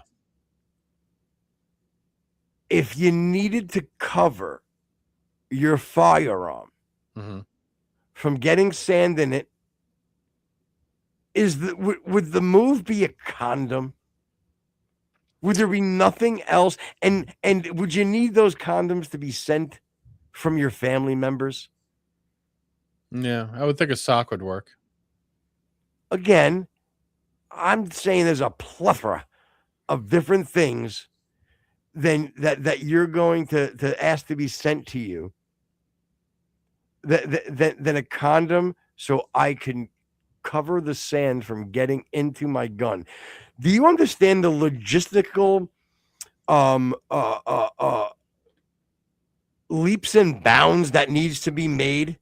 I'm not saying, sir, that they didn't come across a lot of different problems and things that made it difficult in that region. But my friend, I think they would have had a different fix to the problem of getting sand in their weapon. Again, if I'm wrong, I what do they say? Eat crow or whatever they say.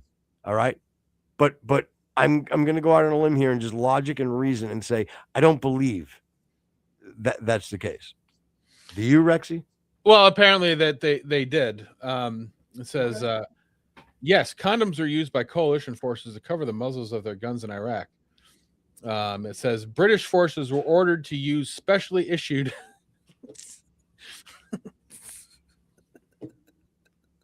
Let me try that again.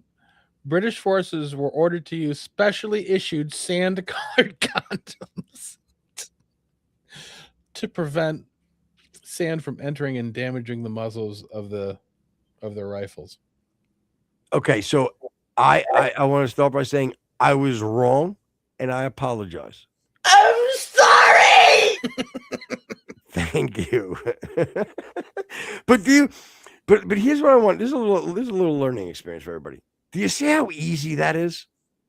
Like I don't feel like I'm not embarrassed. I don't feel like oh my God, like you know why? Because I'm open to being wrong. Logically and reasonably, I made an assumption. I was wrong.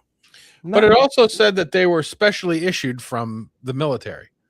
So I would, like you had originally said, they probably don't need, your aunt to send you a freaking box of Magnums. That was kind of my point. There may be a rubber sleeve that goes over the muzzles, and they call them muzzle condoms or whatever. But but again, I will still. So I'll concede. But I think my bigger point, I don't think I was wrong. But I will. I still say your aunt didn't send shit. But you were right that they're using. I don't even know if you're right now. Now that I think. Well, I mean, and also like, okay, so we're talking about specifically they're talking about the Gulf War 1991. It's been 27 years. Great point. We have a lot of technologies and things now. They probably have something other than condoms to do that now. But like well, don't you remember in Afghanistan we were going through the mountains? Okay, Afghanistan is a fucking backwoods mountainous thing. Like the obviously, as we've shown, we don't have to go into the mountains to kill the people that are in charge. They're in these big glorious fucking palaces. We can just take care of it then. We don't have to. It's not just because they're both in the Middle East doesn't mean it's the same thing. And even if they're a mountainous region, part of the region, guess what? We've done it before. It's not easy. You're 100% right. First of all, this is all talking that if we believed in your horseshit of this 20-year war with Iran, okay? Right. Like I don't even know why I'm discussing. I guess because I'm doing a show. But I mean, you're who? So you know anything about? You know nothing about this Hager, hey? Do you? He has no like backstory. It's all just he's been in the broadcast business for 15 years and so have I. Yeah, I've tried to. He has no known experience as far Neither as do I. right. But again, we're not coming from the island of expertise. We're coming Ta-da! yeah. So anyway, we can bring that down. But I did look into who Stu Peters is. He was a repo man in Minneapolis for a while. He's had a his couple first of, problem that he's in Minneapolis, so that makes sense. he's had a couple of run-ins with the law, and he also happens to be a rapper. Neither make him a bad person. It does, except for the Minnesota thing. So now, I personally didn't care for it. The rapping that he does, but we're just gonna go ahead and we're gonna play it. And when was this though? This one that we're gonna play was in 2024. He's been doing it since I think 2016. And I could be wrong. That may have actually been.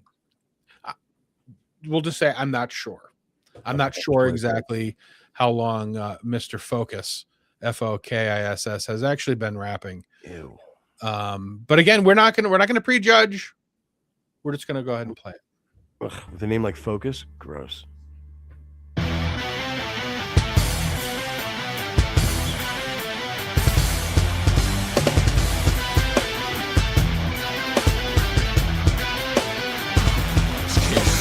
I'm that kid, got a sickness, man.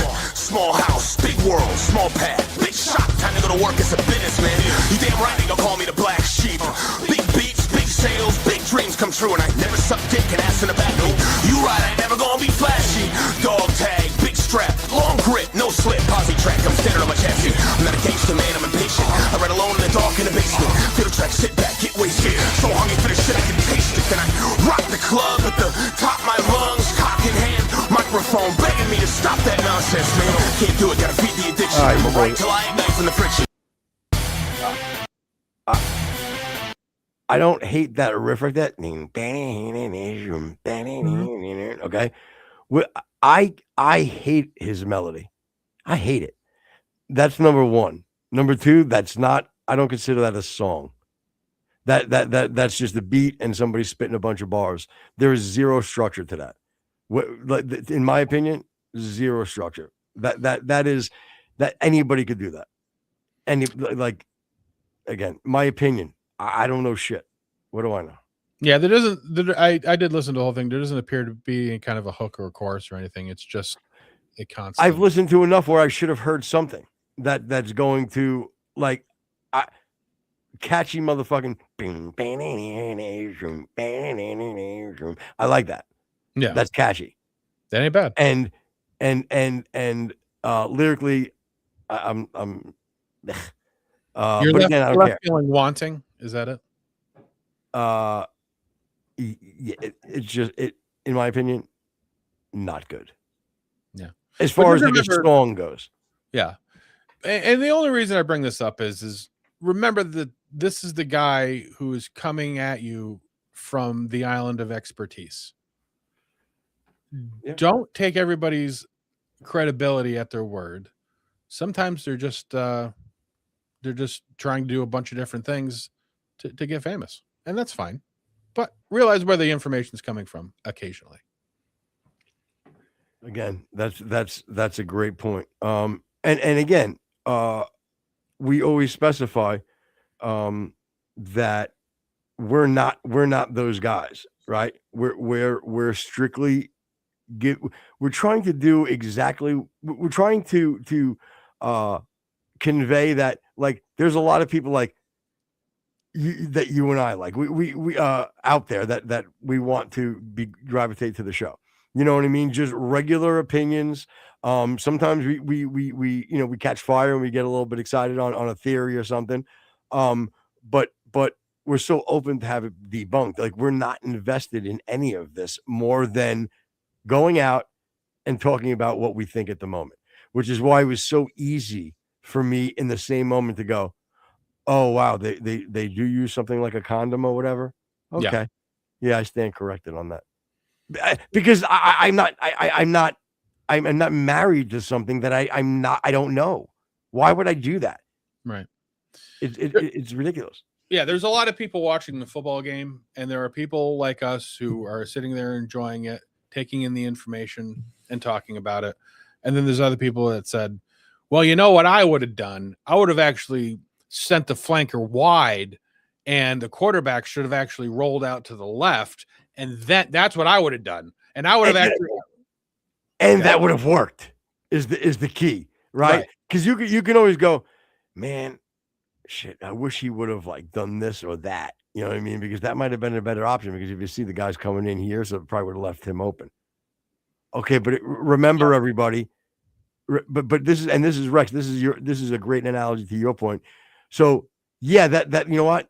By you reading the defense and then saying that if they did that, it looks to be that guy's open. Okay. But as Rex has said a million times, sometimes when you guys come up with these ideas, they're sound until you realize all of the other things that have to go perfectly right for it to be accomplished. For example, let's go back to the football analogy. You read the defense right after, in hindsight, and you watch the guy come, but now you have to assume that the wind was going to be perfect, that the guy actually caught the ball, that the lineman didn't trip, that you know my point? Like, again, you're asking too many things to go perfectly right to be this sound guarantee. Yeah, and you're not on the that's field. What we ask people for. You're not on the field. You're not in the moment. You haven't watched hours and hours of pre-tape to know that the actual cornerback is actually having, he had knee surgery, so he's a little bit weak. Like, there's a lot of information that you don't know. You're not on the field.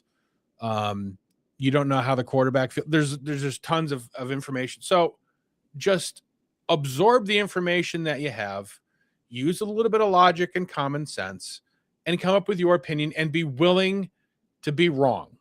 That's all we're asking. Bingo. You got it. And we can, here's the great thing too, that you should feel, I'll leave you feeling good on something, people. After everything we said, like your little plan, even not knowing all of the parallels and things that Rex pointed out, guess what? You can still be 100% right. And they ran the play. The guy caught it. Touchdown. You won the game. You, my friend. It all fell together for you. Your logic and your reason worked out beautifully. But when it doesn't, you have to say, wow, there's a lot. Wow, you know what? I didn't read the wind that day, Rex. You're right. There was, 8 nautical miles coming in from the north. And that does push a ball 14 feet, 14 inches higher. And this guy clearly is a shorter receiver. And my point? It's like, come on. You have to at least be willing to do that. Anyway. On the side of good music, since we played maybe not a palatable piece of music for everybody to enjoy, what do you have for us, Footer? Well, I got something for you. Let me ask you this though. Is there Ronnie said he could hear me but can't hear you? Would that be something on? Yeah, would that be something on your end? Shouldn't be. Like, do we come out? Like, because you don't come out in the right ear. I come out in the left ear, right? No, that shouldn't be. Well, let's add him in. Okay. And Ronnie G, what's up, buddy? Can you hear us? Yeah, go ahead and unmute his microphone. All right. No, he's got his microphone muted. Okay. Ronnie, unmute your mic, buddy. Oh, he dropped. He went away. But we do have a song if you wanted to. Wait, he's back. Ronnie G, can you hear me, buddy? His microphone's still muted. Yeah, unmute your microphone, pal. And maybe turn your camera on if you can hear me. And turn your camera on if you hear him. All right. Either way, we'll see if we can get you fixed up, bro. But in the meantime, what I want to do is I wanted to play one of your songs. I wanted you to come on so I could I can let you at least introduce the name of it. But we'll see. I guess not. All right. Sit tight, buddy. We're gonna play your song. All right, check it out. This is one new one from my boy, and he'll explain more if we can get him on after the song.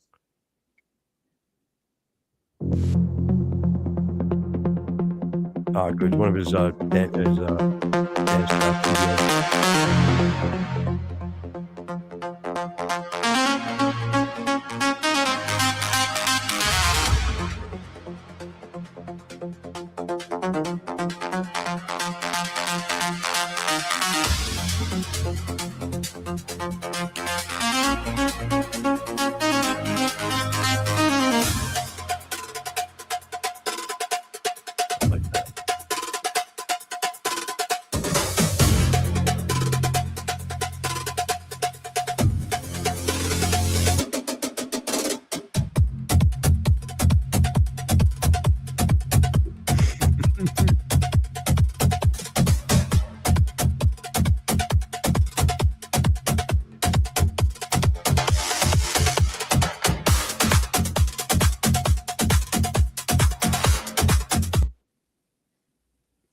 That's all we What happened?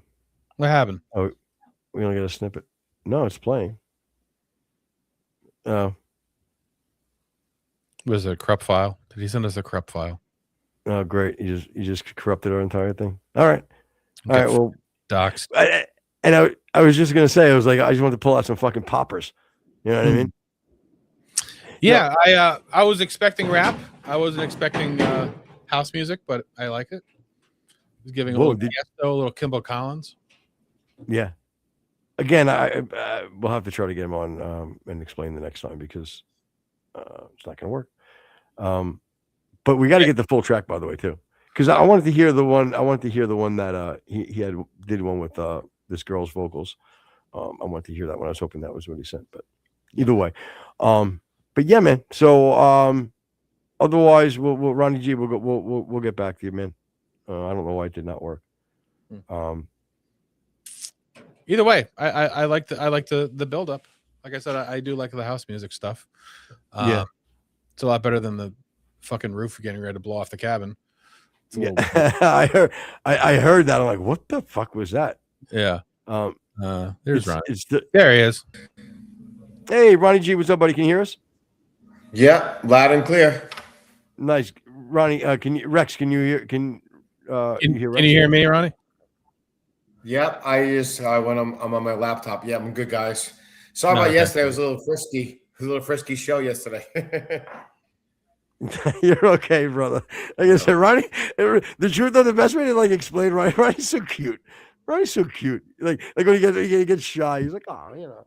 You always do that, and that's why he laughs because I used to crack me up about him. Anyway, we played a party song. But what happened was, it got for some reason the file stopped playing. It, like you can see it on the screen when you watch it back. It was still playing, but the music stopped. But anyway, we were just talking about it. Fucking ship fucking bounces. I like it. Yeah, like I had said, it gives like a DJ Tiesto and Kimbo Collins to me, which I enjoy that kind of stuff. Cool. You know who they are? Me and Foot are about to work on something pretty big over here, right, Foot? Are we? Well, again, the track that I sent you? Yeah. All right. I got some other tricks up my sleeve over there for this guy. So. Yeah, I told you, man. Whatever you wanted to do with it, you can do. You can do because again, cool. I know for a fact it's a really good hook line. The lyric. It's a summertime. Type of, get back a good springtime song to get that people can play all through the summer, more of a younger, youthful thing, of course, but so something I would yeah, your ass, you're old too. Stop. Yeah, I still, but you can tell I write for the youth. You know what I mean? I got my fucking finger on the pulse. No cap. Finger in youth at no the same cap. Time. So Ronnie, what was the name of that track? Do you have a name for it yet? It's called Ridiculous for right now. You guys can rename it. It's okay. It's okay. That's all I can say. I have another track I can send you guys, but it's like more laid back. I was hanging out with the guys last night, and so we had like a guy night, which is rare these days, at being freaking 51 years old. So we went out, we made some songs last night, which were pretty cool. We used a little bit of AI, of course, for the foundation, but we dropped everything to Ableton. And we came up with some pretty cool stuff. So But we Well, I mean, Yep. nowadays, brother, you know what? Like, I think, and again, I'm not in that world, so for me, it's fucking Chinese. You know what I mean? But the world has changed where, like I said, like what I sent you is so raw, meaning like right now I can pick up the acoustic, I can do think about better day, I can do all of that and play that song on acoustic. So no matter what, you can put as many bells and whistles as you want on it. The core of that song is fucking great. And that's where I was trying to make everybody understand yesterday is that I'm so okay at this point with whatever production does. I can give it over to a producer and I can let people work on my stuff because I already know the integrity of the core of the song. Like like there's nothing more real about what I present. You know what I mean? So every bell and whistle doesn't matter to me. Like I'm not like people, and I'll be honest with Ronnie, like there's been times where we've had and I'm sure you've seen the pushback as far as the music industry, and this maybe we can talk about this a little bit to end the show. How are you know there's been a lot of pushback from even a lot of rock bands that are very upset with AI. Like where do you stand on that? Do you understand where they're coming from a little bit? Yeah, I mean, I can understand where they're coming from, but it takes a lot of the beginning labor, like a foundation of a house. So what it does, what I use it for is I'm not so. I mean, AI is great, but so the AI thing is a good foundation. But I always like to tweak everything on my own. It's a good starting point where you could build a track like that, but you got to make it your own. So I can understand where they're coming from. But so it does take millions of dollars. So it does. No, I don't want to cut you off, but I want you to elaborate on that. So it does take you. I mean, you do. Like, of course, you're not just typing into a computer what you want and then all of a sudden it's spitting it out and you're happy with it. But my point is, so let's just say you make something up and let me give me one better. Can you run through the process? How does it even start? Like what do you do? So use there's a couple different apps you could use, which I will not disclose at this point. But go right to go right to the foundation of a track, and you just say what you want to hear, this and that. But you got to get really collaborated and make it like your own. And you got to. It's not that easy. Oh yeah, you can make a song in 5 seconds. Yeah, but it sounds like shit. So you got to run it like at least 20, 30 times. To get the sound you like, and then you drop that at the Ableton, and you drop the stems, which is what stems are. Those stems, yeah. Stems, boom, and then you tweak every stem, so it could sound okay, but not when I'm done with a track and I master that shit. It's badass, way more better than AI can do. AI is good, it's coming up, but it's always good to have the old raw stuff. So Well, that I think is a great, at least stance that people that are using AI involved with their stuff, that you could really stand on that and go, well, look, I'm telling you that like because I've done this for 40 years, it's not like the guy that just started using AI. Like this has nothing to do. It has to. I have, because of my experience, I can utilize this tool as I did my turntable type of deal. It doesn't significantly rely on the AI as you don't significantly rely on just the one turntable. Like, you know what I mean? Like there's other components that you need to use. And I guess if you're not exclusively relying on AI, then that's my whole take on it, where my integrity is 100% in play. And I stand behind it, is that I know anything I hand off to everybody as far as to do production, whatever you guys do to it, I have receipts that I can pick up the guitar and play that fucking song, the chords, and sing that melody, and you go, okay, I can see how this song came about. I actually sent Jay Platt this morning. I was cleaning out the garage and I found on a little note sheet, I found matter of fact, our intro. You gave me your love and I fell from grace.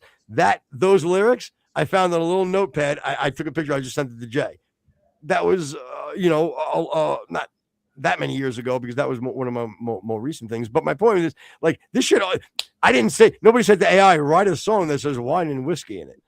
And all of a sudden it spit these, like, I wouldn't know how to use AI to help me do lyrics and shit like that if I tried. You know what I'm saying? I barely, you can use it for where I should be using it. Well, and even the thing with AI is like it's something that exists. It's going to be a part of the future, whether we want to or not. So, you can either reject it and stay in standard shift, or you can realize that there's an automatic transmission out there and be good at both. It doesn't hurt anybody to learn and use a tool that, maybe some people would consider it cheating. And if you're just using that, you are cheating. But to completely reject it and act like it's sacrosanct to use it is also stupid. Yeah, I agree with you. Rex. Good point, buddy. Hey, can I grab 1 second here, guys? Is it okay? Go ahead. Yeah, of course. All right, so check this out. So with the AI thing now, so remember this. It was, God, back in the day, A-tracks, reel-to-reels, CDs, tape cassettes, right? So now then it came up with the Serato and all the, electronical DJ equipment. So I would say this. You could put me blindfolded, right? And I don't need anything to look at. Just give me 2 turntables and a record, and I'll spin it blindfolded.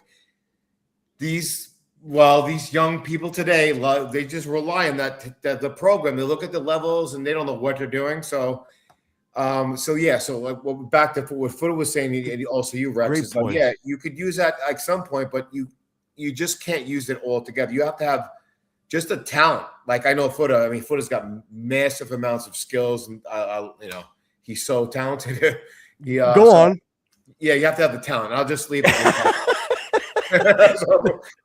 Go on.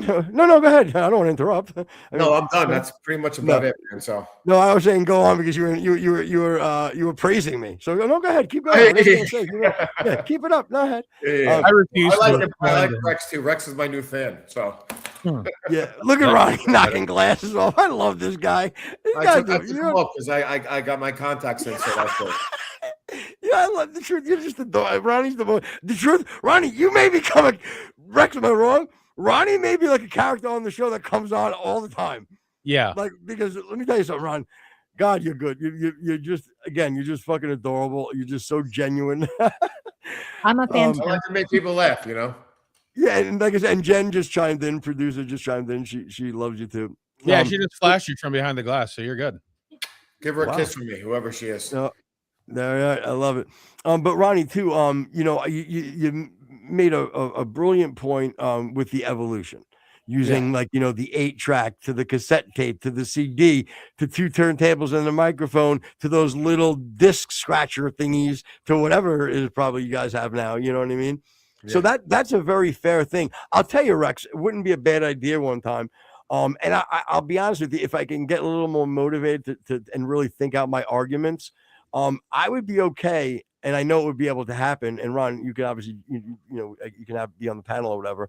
Yes, but I would probably be able to debate a musician on probably even go on modern day debate with it. To be honest with you, because it would be a of the benefits, or is AI hurting or helping music? I would probably be able to. The truth of the matter is, this is what kind of cool. I would probably be able to debate either side if I had to with conviction. But let's say I do go on the side of utilizing some of the points Ronnie made and kind of where I do genuinely feel I would probably be able to make the argument and be okay with it because I know I don't need to rely on AI. So I think I would be a very good candidate, right? Definitely. Yeah. The problem with your argument there is that you can't argue both sides with conviction. Otherwise, it's not conviction. No, well, I said I can. One can because I think you could have more conviction and less conviction because there's a lot that I believe in on both sides of the argument. I think that undermines the actual definition of conviction. You know what? I'll give you that. Yes, but it would not. I could. But as far as a debate, with passion, sure. No. But as far no, you're right about conviction. Let's throw conviction. That was the wrong word. But passion, fine. But my point is, I think that it's fair. I can go on a debate and be able to debate either side because there's a lot of people that debate issues, just for the sport of debate, to test their skills and their argument skills, even if they don't 100% believe in it. Like there's times and you know that for a fact is because you have people like Andrew Wilson and stuff or big debaters that do grant people their points for the sake of the argument that they're dealing with. Right. You know what I mean? Yeah. Nothing, and I truly do believe that there would be a good side for both, but I think I would be able to do something like that. I would have, like I said, I would have to think about it a little more to make sure that there's not any things that where I wouldn't be able to like stand on, and or at least not be able to justify it some different way as a debate technique. But I think that's a good debate. That's something to talk about because I'll tell you, Ronnie, we have had people like when we've played something, not even if it's not us or anything to do with what I've done or you've done, but that have comments like, "Oh, this AI shit." You know what I mean? I've recently watched a bunch of big bands, rock bands. I think actually the band Thrice, who I actually love, make a big deal, like almost like these PSAs these guys are doing nowadays, like hey, remember, stop supporting these AI bands, this fake shit. And I get it because they're so invested. You know what I mean? But yeah. I got up when you give me a second. I did it before I lose my train of thought. So it's okay if I interrupt?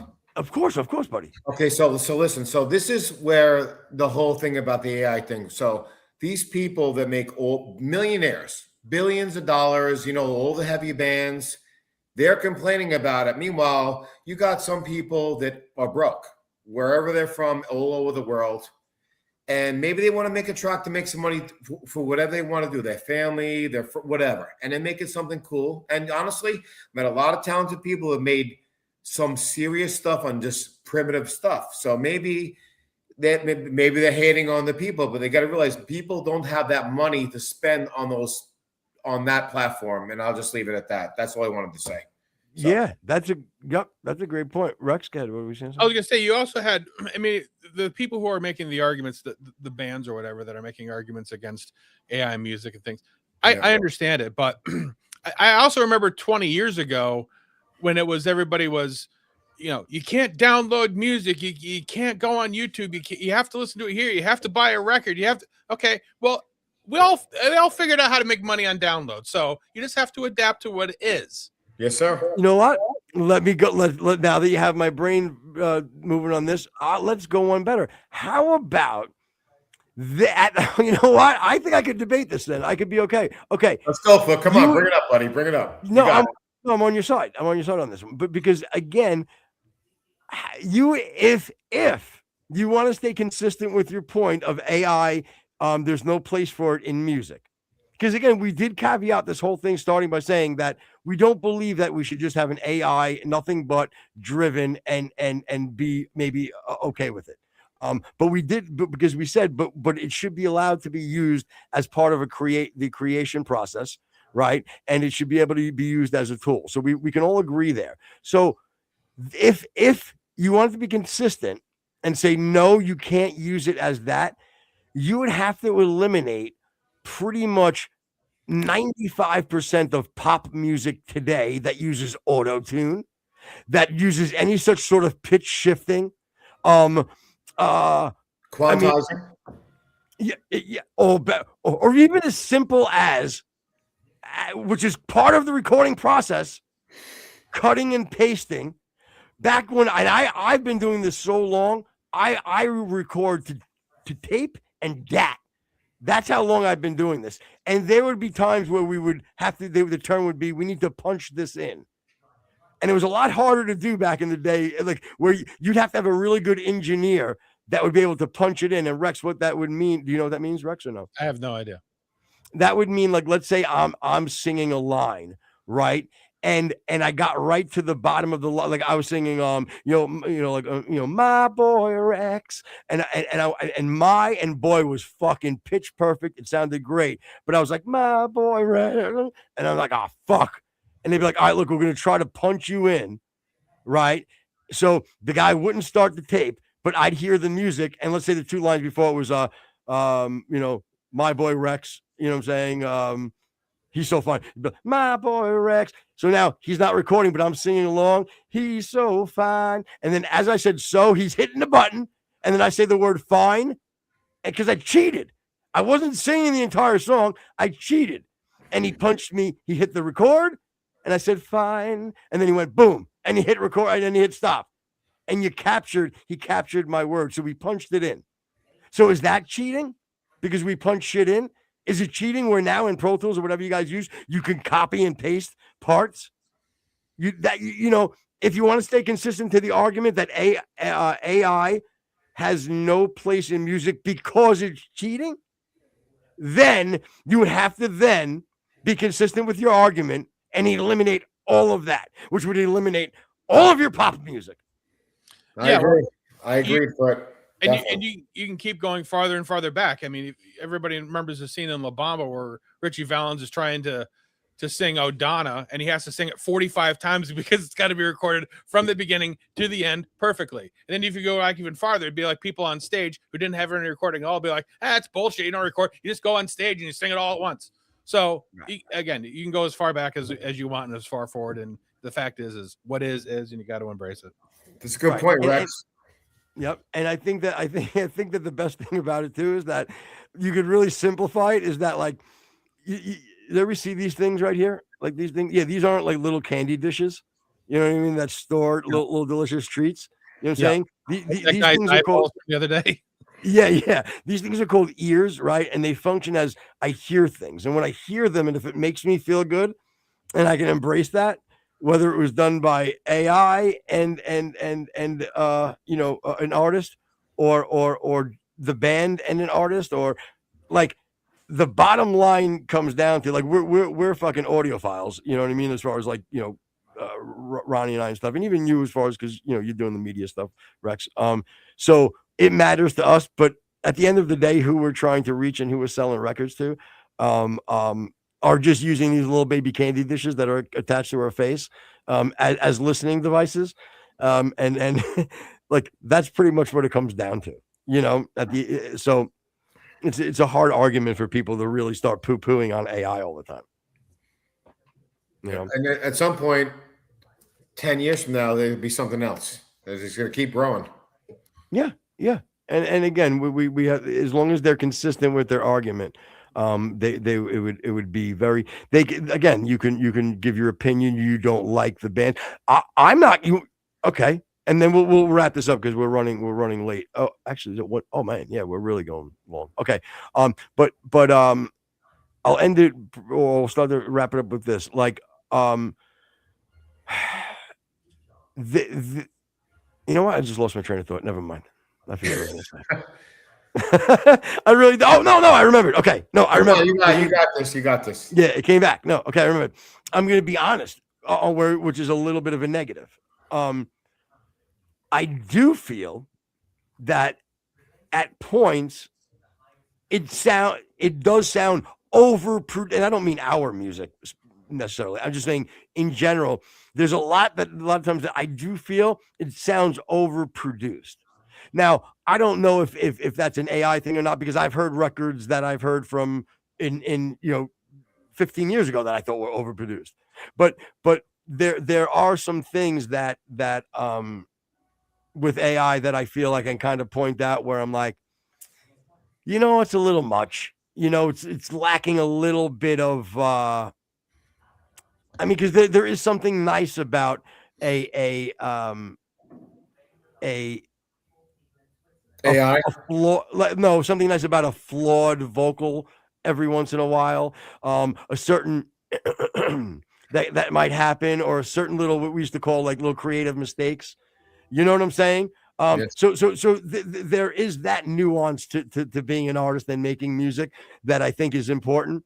But with that being said, as overall, I do think AI is an okay tool, but I did want to point out some. I wanted to have a little bit of honesty where I thought about it. I will say one last thing before you guys. Of course. Thank you for letting me on the show, guys. I will tell you this about the AI thing. when it comes to mastering a project or a track and you want to play it on the car, the radio, it's never going to be the same. I tried it millions of times, and I got to just have it. Jay does all my mastering, Jay Platt, obviously. So without him, I wouldn't have it. But yeah, it's a little tricky. But you guys did a great show. I'll let you guys do your thing, man. So Ronnie, thank you, brother. I love you, man, and I love you too, God brother. bless you, my Yes, friend. yeah, man. Anytime you guys need me, I'm here for you guys. Whatever you need, just give me a buzz. I'll see you soon, Foot. All right. You got it, buddy. Thank you, my All right. man. All right, Rex, man. I'll talk to you soon. All right, buddy. Peace, brother. All right. Take care, man. All right, there he goes. Boom, my man Ronnie G. I'm telling you, right? He's such a nice, bro. He's such a nice man. He's and you and he's gonna listen back now. He does what he goes to knocks the glasses off his head. He's like, no, I was just taking the glasses off because he gets the back, bro. He's I can't tell you how much I love that guy. He's such a nice man and he's so genuine. Again, Ronnie, I'm not even being nice. Like you just, again, you're so funny and you don't even try. Like you're just such a good guy. And that's not not teasing you funny even. You know what I'm saying? More of you're funny, man. You're funny to make me laugh. Anyway. It kind of reminds me of Bob Kelly. Yeah, again, look, he's just, again, genuinely nice, really, and obviously extremely talented. But I think that was a good way that we segued that thing at the end there, right? AI versus. Yeah, no, I would like to. I was trying to think in my head, people that we could have on that would be like, again, like anti-AI stuff. So I'm going to look into that. Yeah, you can really get any band or anybody. I mean, if we had somebody of significance, that would be great. Like I know Thrice, you could probably get them. You could probably get Thrice, and I know that they're talking about it. You know what? I would argue the other side against like Thrice. You know, having to grant them, I'm hoping some points because they're smart enough to make them, and I would have to concede, but. You know, I think I would have a strong argument. Yeah, and again, my curiosity would be their motivation against it and how much they really know about the current applications of AI. Like Ronnie, I think laid it out very, very well. You know that it can help you in some spots, but you still have to have the craft in order for it to sound like anything that's marketable. You know. And the caveat again is that you're like, and you can hear and there's a difference. Like maybe anybody can put out a song just via AI, not knowing what they're doing. Yeah. But take that and then let Ronnie do it, and you're gonna clearly see the difference. And not because Ronnie's better at AI, because the man's been doing this and making beats and creating songs and being an artist for 40 years. Yep. You know what I mean? Yep. It's the power nailer versus the hammer. It's the screw versus the nail. It's the fucking, a 5-iron versus a fucking 3-wood. It's all just the same thing, no different. Whatever. All right. It's been too fucking. Right. I'm done talking. Yeah. Yeah. And listen, so don't forget, everybody, next week we got a little Candace fun going on, so make sure you tune in for that. They're gonna be doozies. We actually we're gonna have a few punchers coming out over the next week because I'll tell you, you guys have not helped out on the flow of downloads. It's been a little light, and I don't like that. So we're gonna have to get you and the algorithm going and get us in front of you. All right, everybody. God bless you, and thanks very much for listening. And again, God bless. I'm out. Listening on iTunes, iHeart, Spotify, YouTube, Twitch, whatever you're listening to, come on over to Rumble. Listen to us live twice during the week, at least one time on the weekend. Have a good night, everybody. You panicked. You didn't know it was the last ring. You're like, shit, how many more bars do we got? It's now, pal. Good night, everybody. If you're listening on iTunes.